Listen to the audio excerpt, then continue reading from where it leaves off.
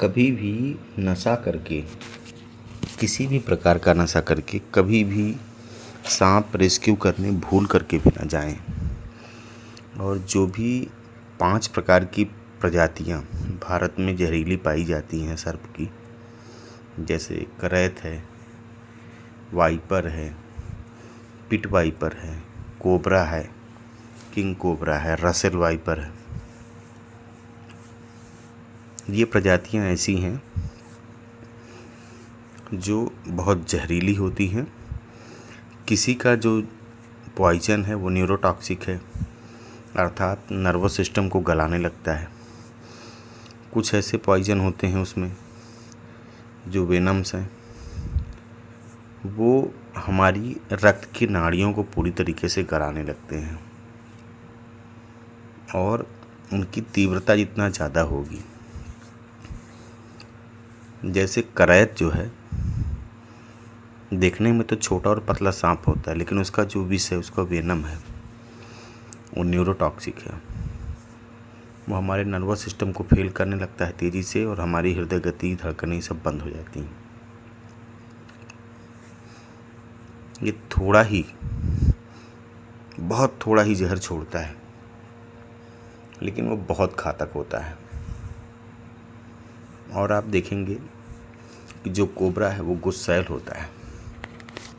उसका जहरीला तो कम है, लेकिन वो चूँकि गुस्से में काटता है तो कई गुना जहर की मात्रा ज़्यादा छोड़ता है रक्त में।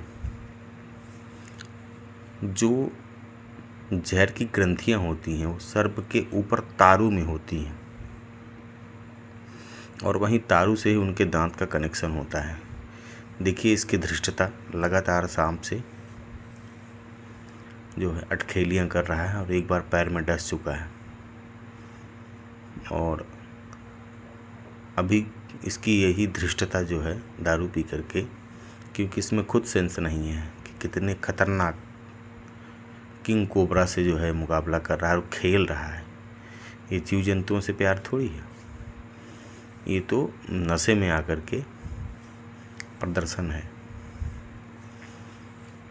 तो जहाँ पे दांत होते हैं वो दांत सीधे विष ग्रंथियों के पास से ही जुड़े रहते हैं। जैसे ही दांत पे दबाव पड़ता है तो विष ग्रंथियाँ प्रेस होती हैं और प्रेस होकर के उनसे विष उसी दांत के माध्यम से निकल करके रक्त की नाड़ियों में आता है, जहाँ वो काटते हैं, बाइट करते हैं। तो पहले तो तुरंत के तुरंत आप अस्पताल जाएं, ताकि वहाँ पे पॉइजन किस तरह का है, किस सांप ने काटा, तुरंत आइडेंटिफाई हो जाता है वहाँ पे। और उसी से रिलेटेड वेनम्स सरकारी अस्पतालों में तो उपलब्ध कराए गए हैं, जिला स्तरीय अस्पतालों में सरकार के द्वारा। अब तो प्राइवेट अस्पताल भी रखने लगे हैं। तो वही वेनम का एंटीडोट। अब देखिए इनकी धृष्टता कि इनको बिल्कुल होश नहीं है, अपने दारू के नशे में पूरी तरीके से चूर हैं और सांप के साथ बदतमीजियाँ कर रहे हैं। और इतना भारी पड़ा इन्हें कि मात्र कुछ ही मिनटों में इनकी मृत्यु हो गई। ये ऐसे द्वार पे पहुंच गए जहां से वापस आना बहुत मुश्किल है। ऐसी धृष्टता करना क्यों? सुरक्षित तरीके से रेस्क्यू करने वाले लोग पकड़ें और उनको प्रदर्शन के लिए तरह तरह की अटखेलियाँ दिखा रहे हैं और मृत्यु से। अभी कोई एक बहुत मशहूर सर्प पकड़ने वाले मित्र हैं, उनको काटा था। इसको ये प्रभु कृपा रही, उनके माता पिता का आशीर्वाद रहा कि वो बच गए। लेकिन उन्हें इतना तो सोचना पड़ेगा, सबको इतना तो सोचना पड़ेगा कि दिखाने के लिए मात्र आप इतना आडंबर कर रहे हो।